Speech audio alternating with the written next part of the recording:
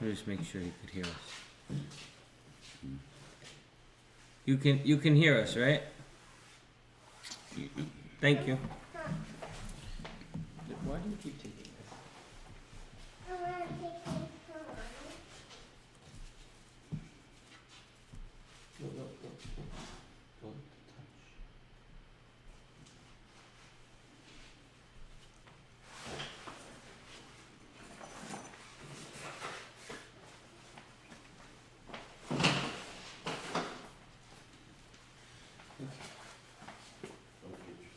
Yeah.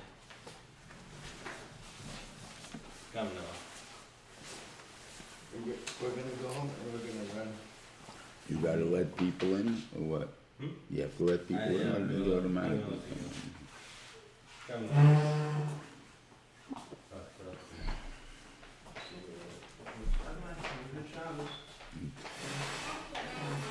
Shabbos.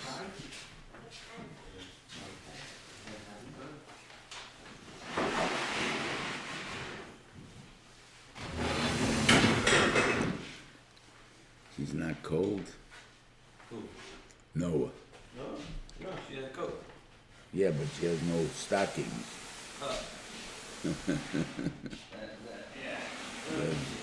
Doesn't have pants either. Nope.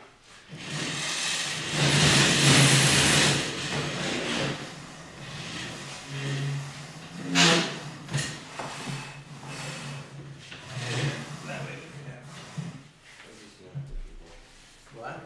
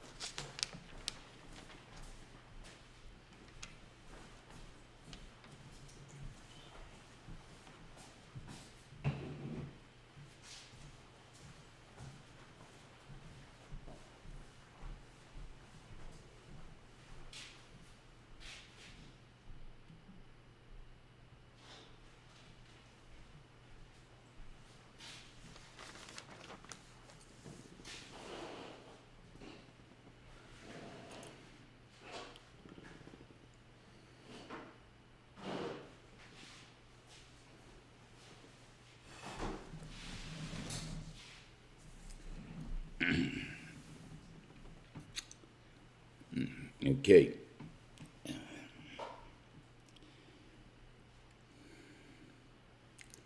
Talking, how come he landed up, Yosef being there an extra 2 years? Point was because he didn't have betochen HaKadosh Baruch Hu, and he did. Well, obviously he did have betochen HaKadosh Baruch Hu. I don't think there was any doubt. If we have betochen, Yosef surely had. I think the main problem was, what do you call the shtadlus? Now, it's, even though Yosef knew he was being treated differently, even when he went down to Mitzrayim, he went down in a caravan carrying spices instead of carrying dung, things like that. And then he was in the Beis HaMitzri, first of all in Bokifera's house, and then he was in the Beis HaSohar, and he was always in charge of everything. So he knew he was doing good. God's treating him very, very well.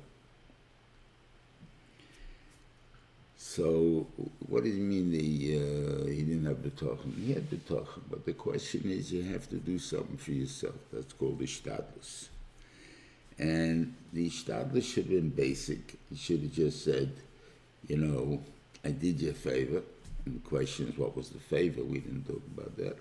Obviously, he could have switched around the interpretations, or something of that sort is brought down. That, and therefore, was a favor.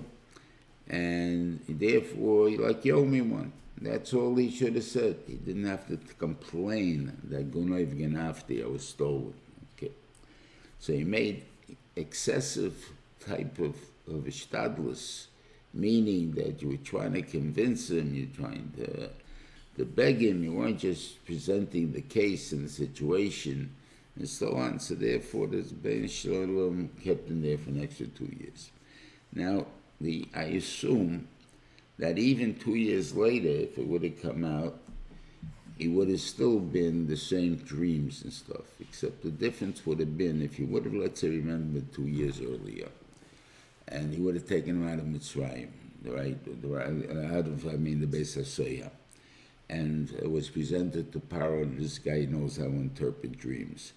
I assume that Paro would have put on his list of chatumim, and he one of the guys who is around the Paro. How would he develop to become bigger than the rest of them? Obviously, with this story, where they all were not able to interpret it, he was able to interpret it, and then they needed somebody to be able to regulate the usage and the collections and all these things, and since everybody doesn't know anything in it because nobody had experience, so therefore it didn't make much difference who Paro gave it to, but Paro would then give it to him because he sees in him something godless. That would have been the normal course of events. But since he didn't, he has to come up from jail. Now, Rashi says an interesting thing. When after the dream and Paro can't find anyone to interpret the dream, he tells him there was an Eved Ivri, what do you call? There was an Inar Ivri Eved L'Sar Tabochim. And Rashi says like he's trying to belittle him. Now, what would be the purpose of his trying to belittle him? Rashi's trying to say just the goodness of Rishoyim is no good. In other words, it wasn't good. But what is he trying to belittle with this thing? What would be his purpose in doing it?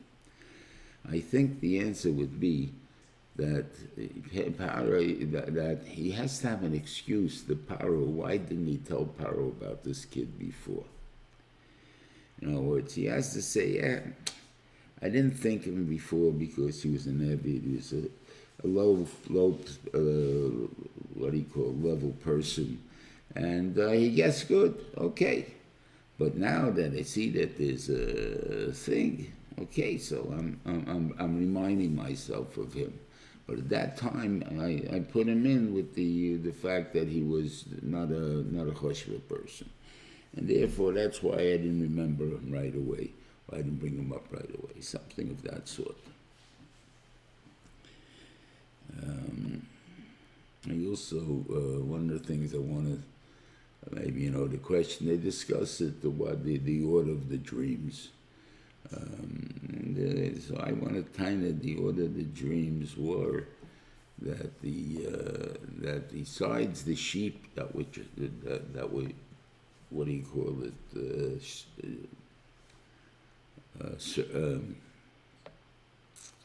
Mitzrayim believed in that the god is a sheep's a god. Why sheep? Why not a cow? Like in India. India, the cows. So I assume maybe they had many kinds of animals that they considered God. I don't know why they would consider an animal God. I assume that, if they were meat-eating people, I would say that they call a God because they live off it. Now, sheep could be because of the wool it gave. Okay, could be. I have no idea. And cows don't have that. But milk, it's definitely more milk, but sheep gives also good milk, so that wouldn't have been a reason. But if I would say that the gods that they serve the cows to, then it would make a little bit sense the dream. Why? Because the first dream he had, the dream is about their gods. Your gods are becoming emaciated. That means they have no power. And over the thing, that's one thing that gives you something to think about very badly. The second thing is that the people will be starving, which again, it has to do with food. He doesn't know these interpretations, but these are what made him scared. What do you call it? First the gods were touched, and then all of a sudden the crops are touched. And he doesn't understand what that means.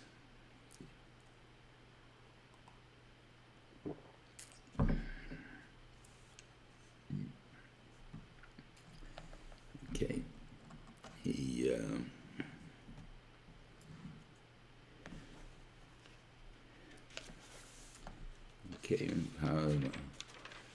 Yosef interprets the dreams, and now the question is who to appoint. As they say, they appoint him.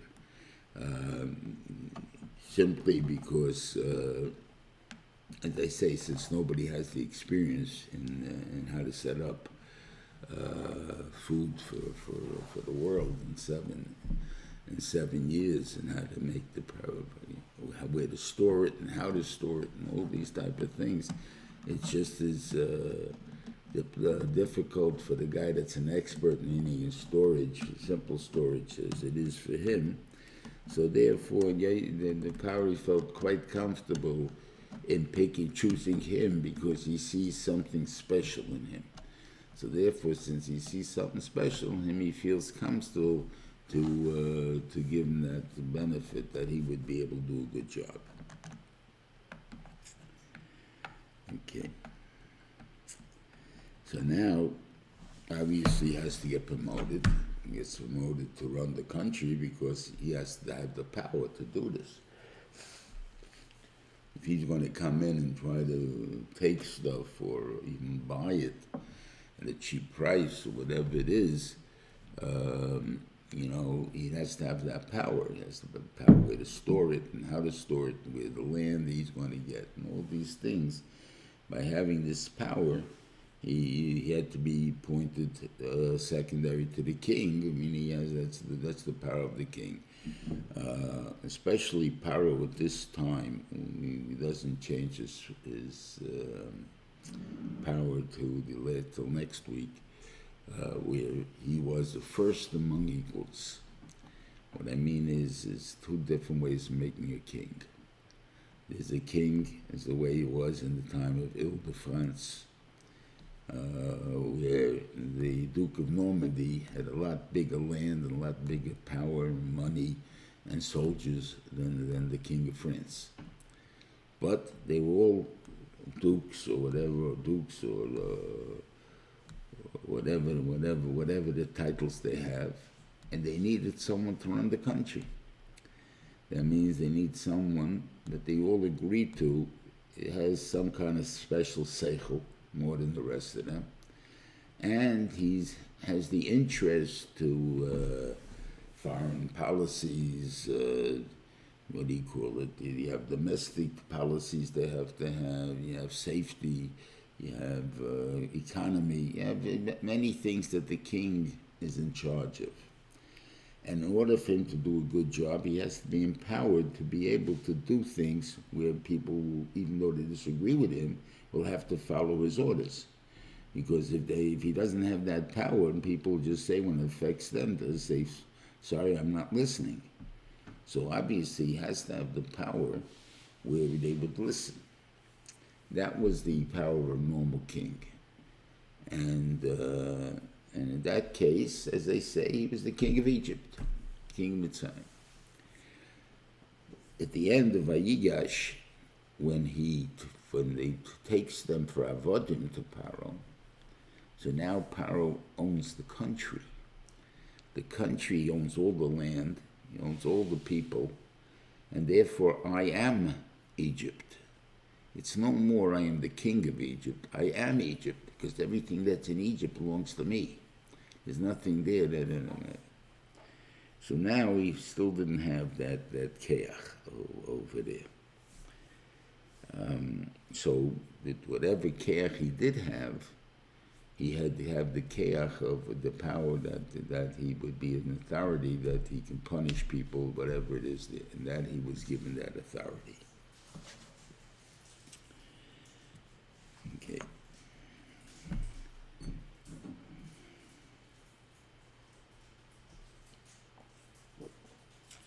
And then, Parshas Vayechi a little bit.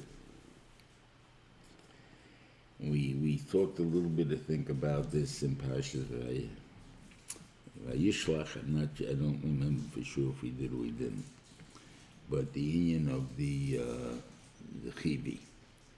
The chivi, according to the Medrash, Osnas is Dinah's daughter from Shem, which makes her a chivi, or at least having the genetics of a chivi. And therefore, whatever it is, genetics of a chivi, right?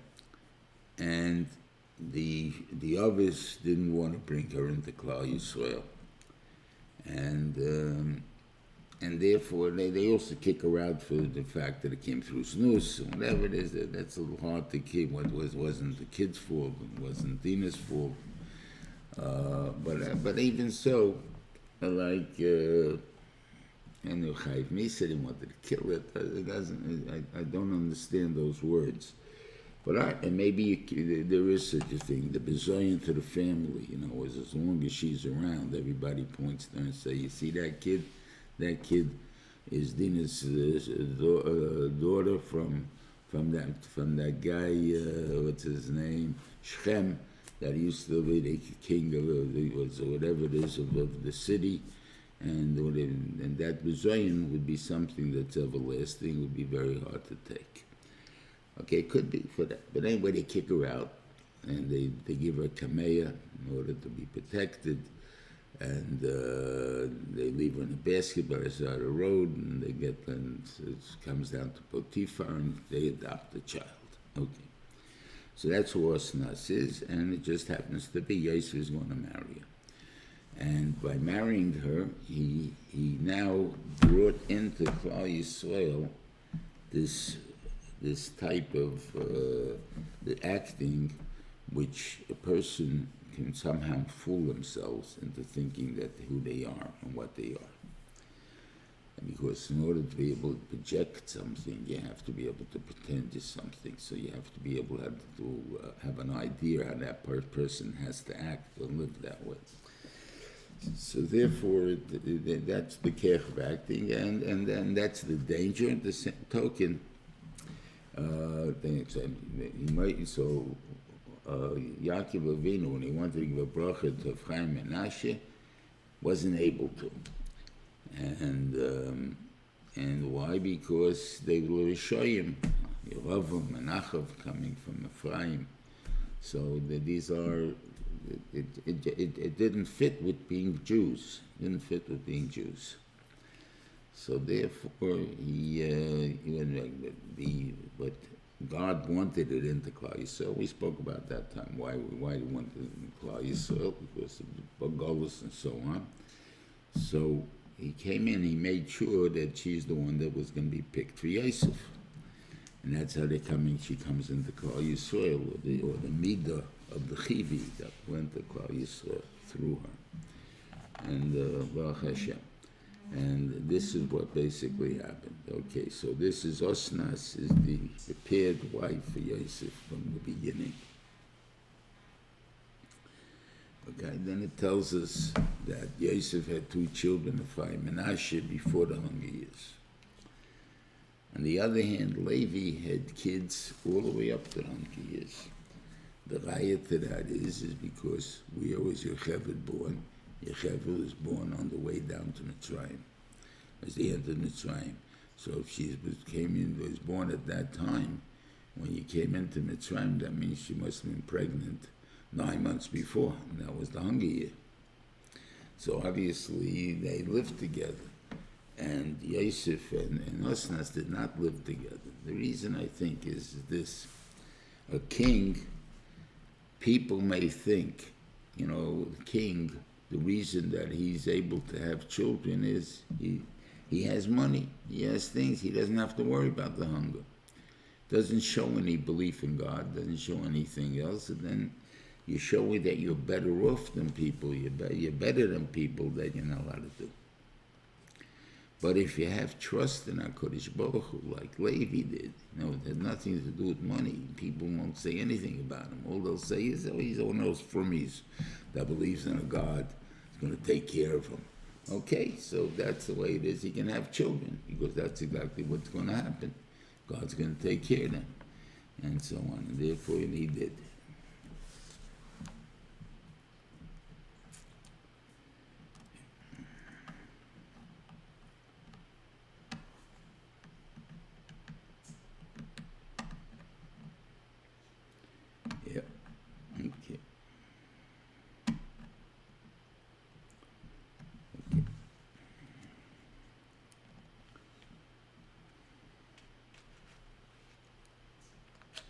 Okay, the hunger, now it's brought down that, and I think they're always looking for a reason. Maybe this is the reason. We don't find that the people of Canaan sold themselves to Pali, and the land for sure not. We're still under Canaan, right? So how come? And if there was a question of not having food, unless there was just as ill-prepared as the Mitzrayim were. So if the Mitzrayim had to sell themselves to Yosef, why didn't the rest of the world have to sell themselves to Yosef? So I think the answer is that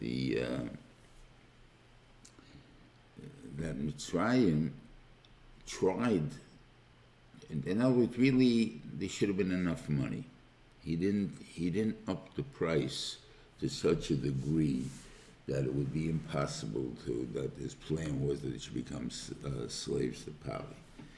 That would have been, they would have a revolution before he even started. So I don't think that was the initial plan. The initial plan was, we're giving you a fair price for the food, and normally you have enough money for it under normal circumstances. And therefore, the rest of the world had no problem.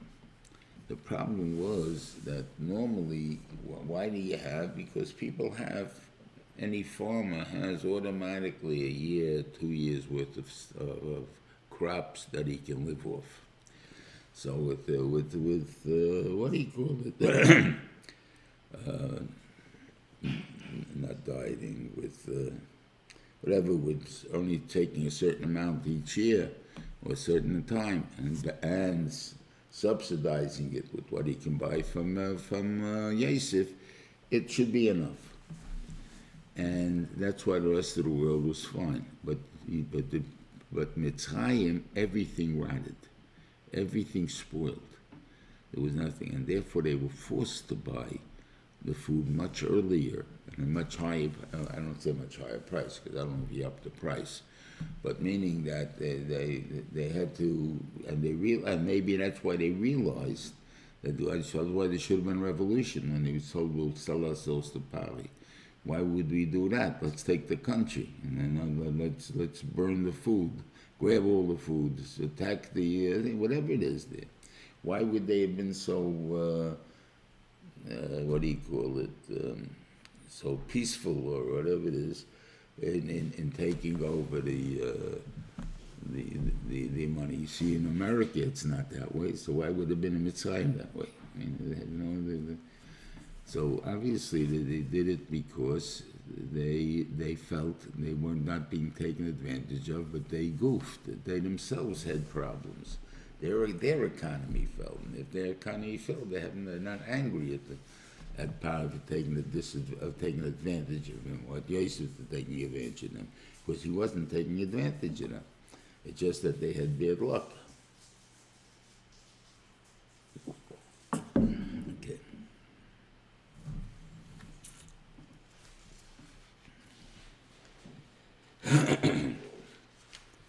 Anyway, Yaakov, for whatever reason, he wasn't missing any food. But like it says, like they don't want to look bad for the people. Everybody else needs food. They're going to show that we don't need food. So he sends his sons down to get food to Mitzrayim. Okay? They go down, and they split up in a certain way. Obviously, they get reported somehow because they are special-looking people. They look different, stronger, taller, I don't know, whatever it is you would say about them. And there were special reports. They came in different gates and so on. They came to Paro. Obviously, they gathered together when they came to Yosef, and they all coming in together. Now, there's two psukim here. And Rashi I don't understand, but I will try to explain according to both points that Rashi makes. Okay, the psukim says like this: Vaya Yosef Esachov. Yosef saw his brothers, Vayakirem, and he recognized them. Vayisnakir Aleihim, and he wanted to get even with them. Vaydabitim koshes, and he spoke tough words to them, and whatever it is. Then it says the next pasuk, Vayake Yosef Esechov. Yosef recognized his brothers, Vehem lo yikiruhu, and they didn't recognize him. Okay, and on that Rashi brings down two pshatim. He recognized his brothers because he left them with beards and stuff, so he knew who they were. There's probably certain brothers that didn't have a beard. If it be that case, like Zvulun, he's probably only a few months older than Yosef. But the idea is that he's hanging around with the others. He figures that must be Zvulun, and whatever it is. So, but they couldn't recognize him because he does have a thing. Okay. And then it says a funny thing in the pasuk. And there's a medrash Haggadah. He says, I'm sorry. And Rashi brings down a medrash Haggadah that they didn't treat him like a brother, but he treated them. That's what he recognized them as brothers, and therefore he had pity on them. They didn't recognize him as a brother, therefore they didn't have pity on him. Now, as far as the story just says before that he wanted to harm them, right? So where do you see that he recognized him as a brother? And then it says, Yosef remembered the dreams. Why does it mention it over here? I assume he remembered the dreams the whole time. And why all of a sudden it says because he recognized the brothers, he remembered the dreams. Okay. So this is the way I want to learn Pshat. Both cases are true. In other words, Yosef recognized his brothers because they looked the same. They didn't recognize him because he was different, okay? That's the first pasuk. Doesn't say that they didn't recognize him, just he recognized them. Very simple. Why didn't they recognize Jason? First of all, they didn't expect to see him in such position. They didn't have anything there, so why would they be looking for him to be the king? But he could be, I think first of all about the descriptions when they got the reports of who came into the town. Whatever it is, he could have known it. But I want to say the second pasuk, that makes sense because it comes after he wanted to do bad to them, and he saw he can't do bad to them. He doesn't want to do bad to them. You know, I have to act a certain way if I want to do bad, and I can't act that way. So automatically, he didn't understand why. He remembered the dream. Now he remembered the dream. That's what the dream meant. The food. I'm in charge of the food. They're coming here for the food. That's what it meant. So now he knows why the whole thing had to take place. And then, so now, why is he playing games over here? What was the purpose of his games? I think it was that, again, this is back to Vayechi. The Rabbeinu Bechai says that Yosef never forgave his brothers. What do you mean never forgave his brothers? They lived together for 17 years in relative peace. Yeah, we can get along. We can pretend, we can forget or try to forget that something happened. But it can't be, but I didn't forgive you. In other words, I still remember it. And it hurts, but we can live together. So therefore, because of Yaakov, whatever reasons, we can live together. Or like he said, he couldn't harm them. He didn't see any ability to be able to harm them. So what did he want? I think what he wanted to do was he wanted to forgive them. But he can't forgive them unless they recognize they did something wrong to him. As long as they think they were right, then he can't forgive them. But if they'd ask him for forgiveness, that would work. So he's now trying to make a plan for several reasons. One is he wants to see his brother, but also he wants them to try to ask him for forgiveness. That's and I'm going to explain because of that the 3 times that Yosef, he really cried 4 times. One when he sees Binyamin, but that is because he saw Binyamin. But 3 times he went out to cry. One is when he takes Shimon. The second time was when he admits who he is. And the third time, second time he admits who he is.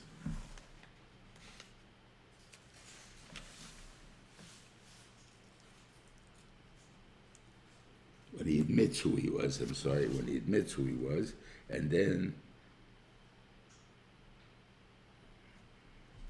something missing in my mind, I don't know why. Usually I got it. He cries when they spoke to him. When they asked him forgiveness in Parshas Vayechi. Why they cried these 3 times? I think that the 3 times were at the time that he thought they were so close to it, understanding what they did, and they didn't realize it. In other words, when they took Shimon, they were starting to talk among themselves, like, what, we didn't have pity on him, we didn't have this. I don't want you to say you didn't have pity on him. I want you to say I was innocent. And you didn't say that. But you were close, you're thinking about it, but you didn't get it. And therefore, I got to continue with my story here. Second time, when he admitted finally who he was, you don't feel bad. They should have all that at that moment jumped and said, "We're so sorry. We didn't mean it. And we didn't this. We know you're innocent and all that. And please forgive us." And stuff like that. And they didn't do it. And the third time, when they realized that he had the power over them, and again they didn't realize. He just said, because our father said that you shouldn't punish us, something like that. But not because we were wrong. It happens to be you got the power over us, so you do it. But not because we were wrong, we were right. And that's what Yosef, and therefore he never forgave them. Okay.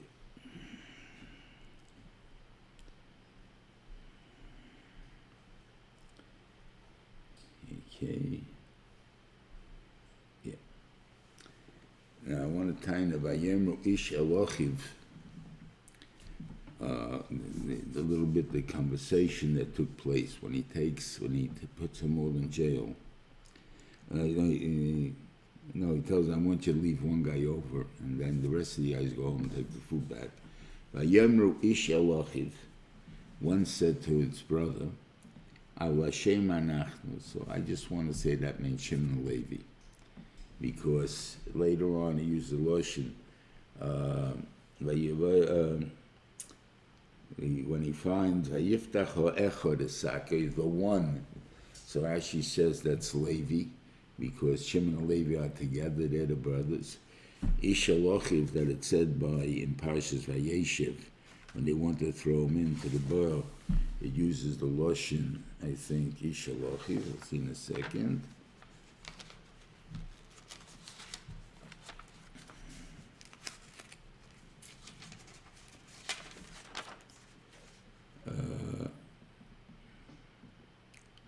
Vayom Ish Elochiv, yeah, and that meant Shimon to Levi, or Levi to Shimon, whatever it was over there.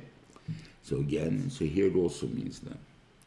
So here's the two guys who are the main guys. I guess even if, let's say, he didn't know what really happened, who instigated and who made the whole thing, and as far as he's concerned, Reuven is the one that threw him into the bar. But there must have been in the Hanhagis, generally between the brothers to him, he must have recognized which guys dislike him more. So I'm sure he must have realized Shimon and Levi were the Yikah guys. And he sees that Shimon say to Levi, maybe we were wrong in the fact that we didn't have pity on him. In other words, so we see from here an interesting thing. It's obviously not in court cases, in a din of Bezdin. Bezdin chayiv somebody for Avedisova, for a tzricha, for whatever it is. Then they decide, maybe we should have pity on this guy. He's begging us and so on. There's no such law.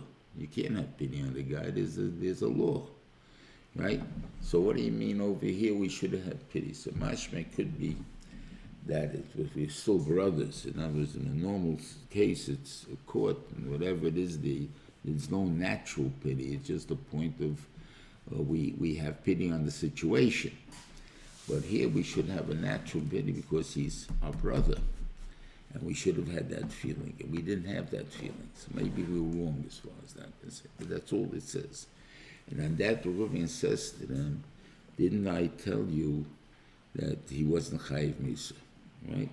Now the question is, where did Reuven ever tell him that? Reuven told him to we don't kill him. We shouldn't have a case of blood on our hands, throw him into the bar. But he never said that he was innocent. And here he says, Ayan Reuven oisum leimal le'amati aleichem leimal techadu bayeled. Don't sin with the child. He's not chayiv. V'lo shematem. You didn't listen to me. So obviously they must have had this discussion before. That was when always they had, what should we do with him? What should we do with him? Let's kill him. And he would say, no, you can't kill him because he's innocent. And you have to do it just because you don't like what happened. You can't kill him for that reason. And so on. And so they had this argument many times before. But by the bar, he didn't have the guts to tell him that, so he told him only that, what do we got to kill him for? Let's put him in the bar. We don't have to do the actual murder. And then you see also, that means any side effects that are happening because of what your decision was. Even though Yaakov Avinu is bringing it on himself, he's the one that feels bad, right? But since it's a natural situation that you were going to feel bad because the Bein Shem did it to you, so then, in other words, Yaakov Avinu, his child is taken from him and stuff, so obviously he feels bad. So therefore, you have to be punished for that because that's what you caused. Yeah. So here's why I say you turned away and went to cry. Okay.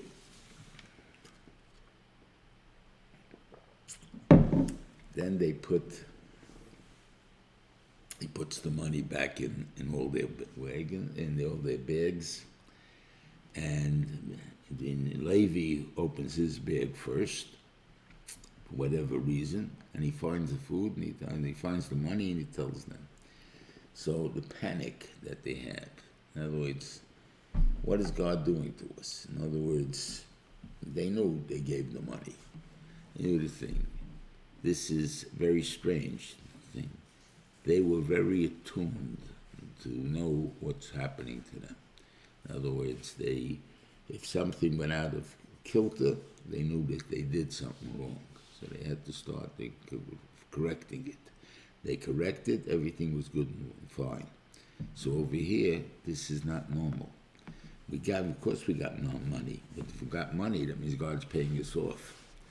Why did we get this money? And if it's a point of a punishment, in other words, I'm paying you off, and I don't want to give you a reward, this is it.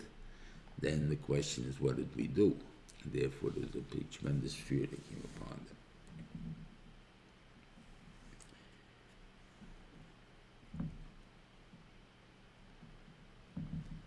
Yeah.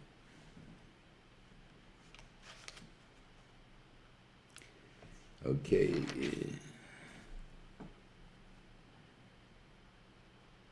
Okay. So they tell over the story to Yaakov Avinu, and Yaakov Avinu says, he says, you guys caused me all this trouble. I don't have all of a sudden Shimon's not here, Yef's not here. Like, what do you guys want? And you want to take Binyamin yet? So I'm not giving him. Okay. Obviously, he's not talking necessarily in a case of practicality at this moment. This is emotionally. So Reuven answers him emotionally. In other words, Reuven, first of all, is the oldest. He's also the Pachas Kamayim. He jumps in immediately and talks. So he told him right away, I think that you can kill my two sons. And Rashi again says something a little strange here. He says, it's your two sons, it's not my two sons. Right? I can't even understand what is the question. How could you kill somebody because you want to kill him? Just because it's your kid, you can kill him? You have no authority to kill your son. So what difference does it make if he's guilty or not guilty? So that's why I think what it means is that's not a. So what did he mean to say? It'll be as if I kill my sons. That's how much I would be so careful that even if my sons' lives will be on stake, I'll be very careful about it. So I'm going to tell you, I'm going to be very careful about Binyamin. So Yaakov doesn't listen to that. Why? Because that's not a guarantee. A guarantee where there's no loss, just as though you're telling me I will act a certain way as if you don't feel it. And if you don't feel it, then you're not going to act the same way. He isn't your son. He's my son. He's your brother. And therefore, you're not going to act that way. And therefore, your guarantee is not a guarantee. Okay, so Yaakov Avinu doesn't accept this guarantee. Okay, They waited time. It doesn't say how long they waited. The food is gone. They got to make another return trip. Obviously, it's both seeming to be in the first 2 years. So was it a trip a year?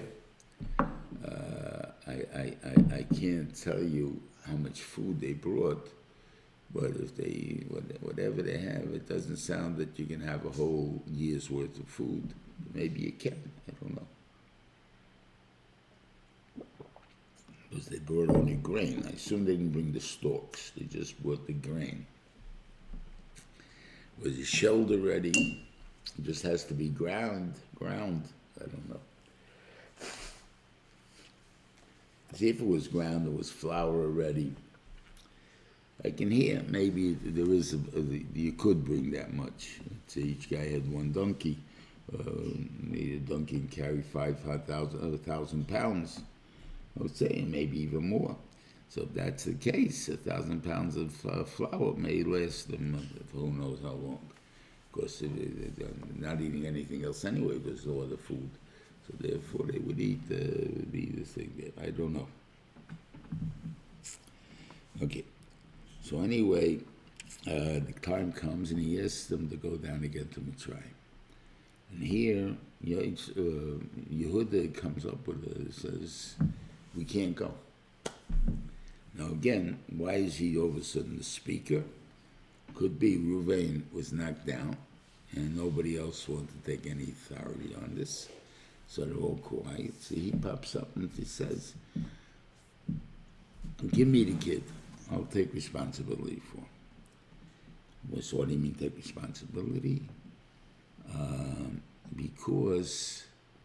Because what I'm going to do, I'm going to guarantee my Yodel Haba to you. Now, once you know and promises you something, I'm not going to let it go for nothing. Now, even if you knew the din that once you see, I don't know if they really knew the law. If you give it a curse al t'nai, the curse still remains. That's the fact that you Mikaitz the t'nai doesn't remove the curse. So in this case, the chayrim is not removed because he brings the kid back. You still lose your Olam Haba. So did Yaakov know this law? Did Yehuda know this law? I don't know. But, it's not a law. I mean, whatever it is, it's a way how God deals with things. If he knew about it, then the fact that he guaranteed Yaakov that he's willing to lose his Olam Haba means Yaakov knew that he's not going to give up Olam Haba for nothing. So he will die in Olam Haba too to protect the kid. In other words, that he will do everything he can possibly to make sure Binyamin comes back. And therefore that was an appeasement.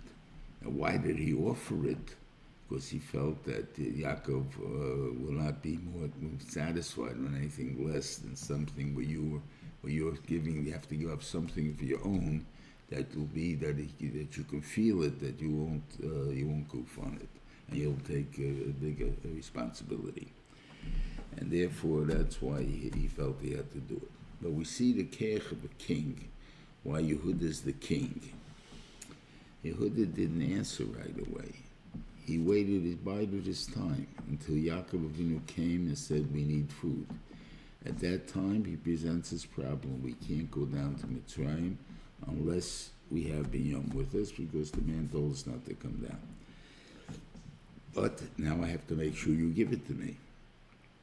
So now I have to come and present my plan, my guarantee of how I'm going to bring him back. And that's the man Keich of the king. The king doesn't necessarily have the answers.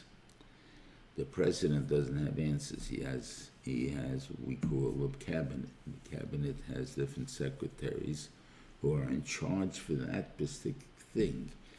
When they bring their expertise to the president, who then decides what he wants to do about their expertise. But the president doesn't have the expertise. So therefore, the king doesn't necessarily have to have the expertise, but he has to know how to use it and how to extract expertise. And that's what he did, Yehuda. He waited for the situation and then he was able to present his plan. Okay. Anyway, go. Okay, he gives him permission to go. Okay. Okay. Okay, let's talk about the money. Okay. He invites them all in to eat. And he sets them up, showing that he has this magic goblet. And that's a silver goblet. And he puts Reuven, Shimon, Levi, whatever it is, down in order. And I guess either they look the same age or that some looked a lot older than the others, even though they were younger. I don't know how it is, but whatever they did, he knew, and he probably called them by name also. So therefore, they really weren't wondering what's going on over here. Okay.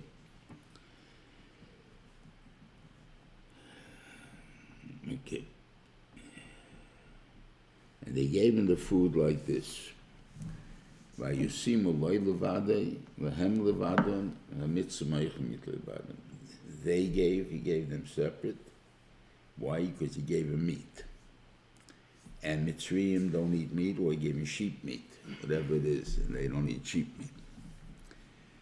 And he makes it that the Mitzrayim look down upon him. In other words, why don't the Mitzrayim eat with Jews? Why? Because Se'evahi Mitzrayim. It's an abomination to Mitzrayim to eat meat or eat this particular meat. I'm not too sure about that. And the first ones they didn't eat at all. But it could be, say, certain meat they did eat. But whatever it is there, it's an abomination to eat that type of meat. Why? It's their God. So how could you eat it? So what was the purpose of Yosef doing this? Why didn't he go and become a vegetarian? Or if he wanted to eat meat, he eats it in the bedroom someplace. The thing is that it's important if you're going to rule over a country. In England, I think, did this really. The difficulty of a minority ruling over a majority is a tremendous difficulty because they'll throw you out in time. So what does he have to do?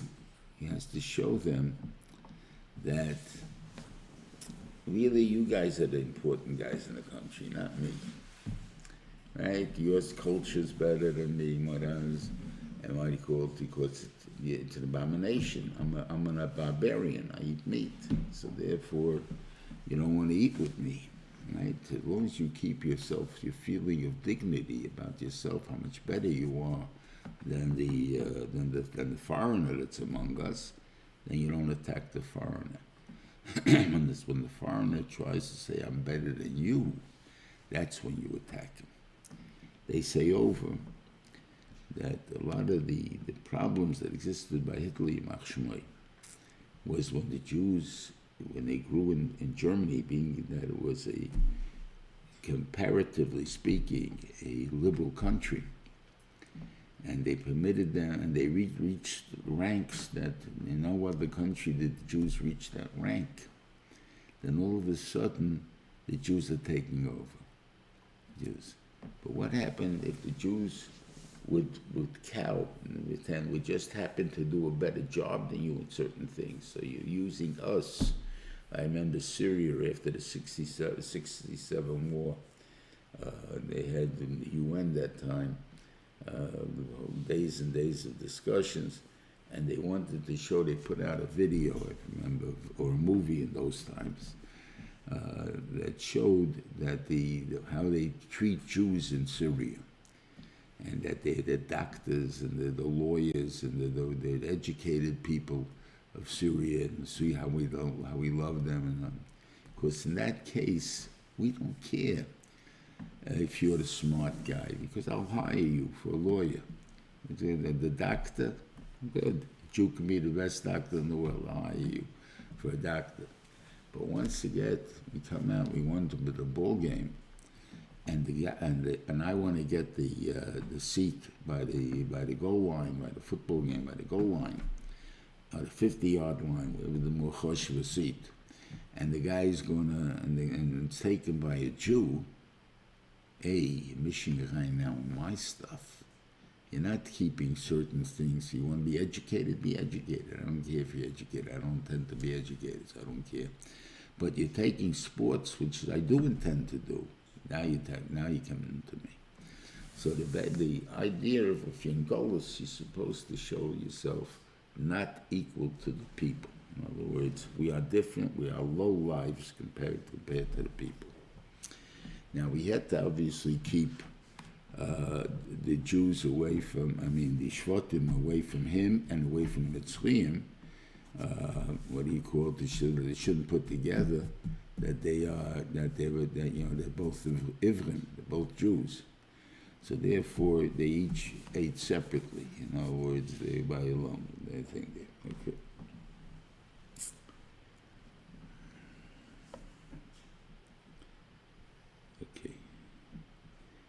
And then he tells them to put the becher, the kais into the yamin sack. Okay, they went and they catch him. They chase after them, and they catch him. So now they bring the Sinyan of discussions. They say something like this. We're so sure that nobody stole it by us that I say, if you find the one who has Ita, you find with him the cusp, you kill him. And the rest of you remain as slaves for you. Vayemed Gamata, he says what you're saying, Kidivreichem Kenu, that's the right way. So Rashi says, Avzumin Hadin, this is the law, okay, that if you have 10 people, of which one is a Ganav, then they're all Ganav. Which country in the world has such laws? Nobody. What do you come here for? Guilty by association. Where's this such a law, guilty by association? But this is what it means.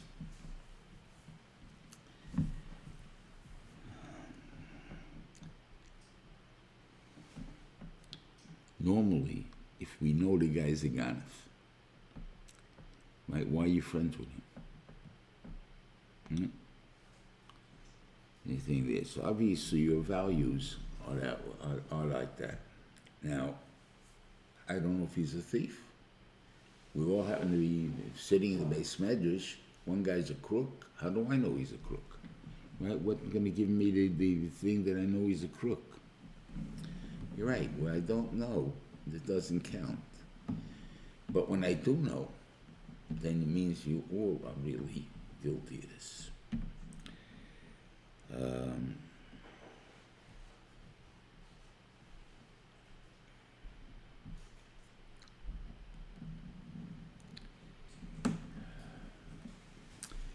It comes that you don't look down upon it. There was a case of adultery that took place in a community, and the rabbi of that community threw, it was mevazah both of the parties until they were forced to leave the community, right? And they got divorced, and they married. The adopted couple got married to each other and moved to Brooklyn. And in Brooklyn, he became president of the shul. Now everybody knows why is the guy moving to town. A new guy comes into town. Where'd he come from? Where'd he come from? So they would hear a little Lashon Hara, right? I don't think it would be possible they wouldn't hear the Lashon Hara. Right? They would hear the Lashon Hara. And yet, so if you heard the Lashon Hara, why did you make him president? How do you do? A guy did such an avla, and he marries a year, which is also an ateiret. You're not allowed to marry, so how do you marry? And you do it, and you accept him. And not only you accept him, it means that you people don't feel he did a bad thing, that you wish you could do it. That's my claim. How come the 50s was technically a family-oriented generation, and yet the 60s, that means that's right after the 50s is the 60s, and they already had the flower people and the hippies and all that kind of stuff, where free love and all this thing was rampant. Why? Because in reality, they all wanted it. You all want the eyes, but no one had the guts to do it. Somebody comes along and does it, and all of a sudden they relaxes everybody else's thing. Same thing here also. We all, if we look at this guy and we let him get away with it, meaning that we admire him for it, or we don't necessarily admire him for it, but we don't denigrate him because he did that, so then it's very easy for it to take over us, because obviously we don't feel it's that despicable. If a guy can be part of our group, be a Ganev, then obviously we don't feel Ganev is a despicable crime. And if that's the case, we're all guilty of it, because we're mechazikim. I'll give you a mushal that as far as the classroom goes. You have the kid in the class that he's the troublemaker. Now, the reason he's a troublemaker is because he needs attention for whatever reason. He's not getting any attention. He's not the good kid in the class. So he'll put a thumbtack on the Rebbe's seat. He would light give him a Rebbe a hot foot. I don't know if you guys even know what that means, but give a Rebbe a hot foot. And everybody would laugh when it happened. The Rebbe would jump and whatever it is, and they'd all laugh. And when the Rebbe says, who's the one that says this, did this, and he's going to be punished, whatever, and nobody admits it. And this kid goes over to the best kid in the class, and he tells him, I was the guy. And the best kid in the class gives him a high five, and he says, Yashikeach, that's the best thing you could have done. Who is the guilty party, the best kid or the worst kid? The worst kid is looking for approval, and he's getting a Yashikeach from the best kid. He's getting that approval. So isn't the guy, the Gemara has a case of a mouse or rat. They gave him, stole some food. So they had a hole in there, and the rat runs through the hole, grabs the food and runs through the hole. Then they redo the experiment. They block up the hole, and the mouse grabs the bait. It runs around, and he has no place to go, and he drops the food. So the Gemara comes out. It's not the mouse that's the thief. It's the hole that's the thief. In other words, if you have a thief that's going to sell to a fence, who is the thief, the fence or the thief? Because the thief, let's say a guy, he has no use for diamond bracelets and stuff like that. He's a poor guy. He doesn't even, the people he hangs out with doesn't even look right. There's nothing they can do with it. The only thing he can do is sell it to a fence. So the guy pays for him to buy it, sell it to to rob it, to sell it to a fence, to go make some money on it. Right? So who's the thief? The fence or the thief? That's what the Gemara is saying. So by us giving him chizuk, we become the thief, not him. That's the point that means that, and I didn't with all chayiv in this thing over here. And all of a sudden, the attitude of the brothers becomes different. Like, before they were timid. What did we do wrong? Right? Why do we deserve this punishment? As soon as they find the Gevia in Binyamin's bag, all of a sudden they become, oh, we're going to take this place apart. If they do anything to us, we're going to rip them apart. And Rashi brings down that it looked like the whole town is like nothing, it's like one person, big deal. Right? What made them so angry or so, what do you call it? because as long as they thought they were guilty, and they know they have guilty points, especially if husband Yosef came, whatever it is. So therefore, God has kindness to us. But they know Binyamin is one of the 4 guys that never sinned, right? So Binyamin, it comes out on Binyamin, he can't be a thief. That's an impossibility. So if he is a thief, that means it was a setup. If it's a setup, war. We're not going for what equal. It's not a setup. Then we deserve the punishment. Okay, then we'll accept it. We have what can we do? We'll try to do tshuva, whatever it is. But once not, then we go to war. And we have a good Shabbos and a Feilch and Chanukah. Everyone be slocha to everybody. Bye, Alex. Bye. Good Shabbos. Good Shabbos. Good Shabbos, everyone. Shabbos. Shabbos, Rabbi. Thank you. Good Shabbos. Good Shabbos. Shabbos.